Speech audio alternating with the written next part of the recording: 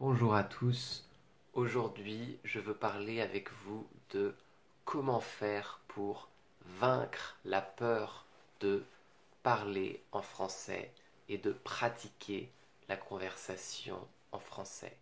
C'est drôle parce que en commençant à faire cette vidéo, je commence à aussi avoir un petit peu peur, à bloquer un petit peu sur ce travail de pratiquer la conversation. Et donc je réalise que la peur pour un étranger de pratiquer le français est similaire à ma peur de parler et exposer mes idées sur cette vidéo et sur YouTube. Et en fait, je pense que pour vaincre cette peur, il faut d'abord réaliser que l'objectif de ma vidéo ou l'objectif pour vous de parler français, c'est de communiquer, de partager des informations, de transmettre des informations. Et donc, l'objectif est un objectif noble, est un objectif intéressant, c'est aussi un objectif éthique.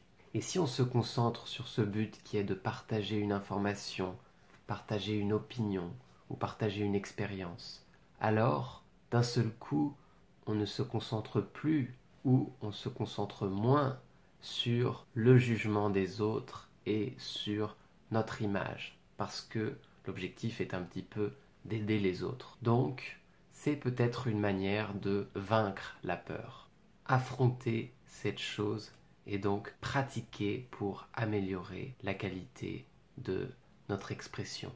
Il faut donc pratiquer, pratiquer et pratiquer pour battre cette peur et le fait d'être bloqué, parce que une grande partie est émotionnelle. Donc ce n'est pas juste une quantité de vocabulaire et de grammaire, c'est aussi la capacité de vaincre cette peur. La pratique permet donc d'être plus confortable avec le temps, petit à petit. On peut penser aussi que développer cette compétence de vaincre la peur en parlant le français, ça peut aider dans d'autres disciplines, parce que c'est comme ça dans beaucoup de disciplines. Par exemple, pour moi, en ce moment, j'étudie et je pratique la salsa, et c'est aussi une activité avec des émotions qu'il faut apprendre à dominer pour inviter quelqu'un à danser quand notre niveau n'est pas très bon ou notre niveau est intermédiaire. Donc, si vous améliorez cette compétence de dominer la peur, c'est quelque chose qui peut aussi être utilisé dans d'autres disciplines. Donc, c'est une motivation supplémentaire pour essayer de s'améliorer. Un autre point intéressant, c'est parler couramment français ou parler couramment une langue étrangère. Qu'est-ce que ça veut dire?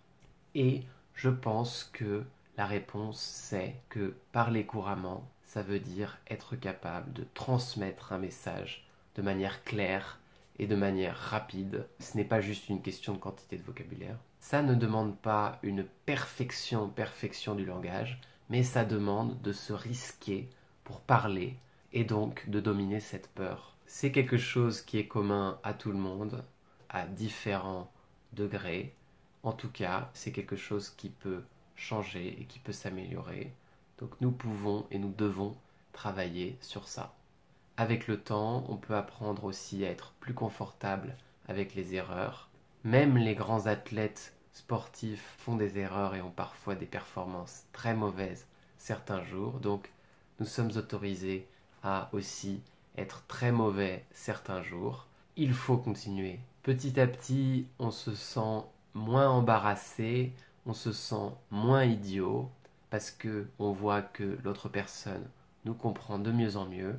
Il faut donc accepter les erreurs et les échecs parce que c'est le chemin le plus rapide pour continuer à progresser. Pour ma part, j'étais très timide quand j'ai commencé. Avec le temps, on apprend que c'est normal et que c'est naturel de ne pas tout comprendre sur quelque chose et de ne pas être compris à 100%. Donc, on est de plus en plus confortable, on communique de plus en plus et on progresse de plus en plus. Une méthode pour se relaxer, c'est peut-être de penser, ok, je vais faire des erreurs, je le sais déjà, c'est normal, c'est le chemin le plus rapide pour progresser. L'objectif le plus intéressant est donc pas de faire le minimum d'erreurs possible, mais de partager le plus de choses possible et de communiquer le plus d'informations possible. Bien sûr, ce n'est pas facile de trouver un parent de langue. Un parent de langue, c'est une personne qui est intéressée par vous. Vous êtes aussi intéressé par lui. Donc c'est déjà deux choses importantes et difficiles à trouver. Ensuite, il faut aussi qu'il y ait de la patience pour comprendre l'interlocuteur. Et enfin, il doit faire preuve d'adaptabilité, être adaptable. Si vous trouvez des personnes comme ça, essayez de profiter de ces situations pour pratiquer la langue. Ce n'est pas forcément quelqu'un qui va corriger toutes vos erreurs en français, parce que dans une conversation, quand on corrige une erreur, on interrompt l'information et la conversation, donc ce n'est pas nécessairement le top. En tout cas, voilà pour cette vidéo. Continuez à étudier le français. La pratique d'écouter le français est aussi une manière de progresser.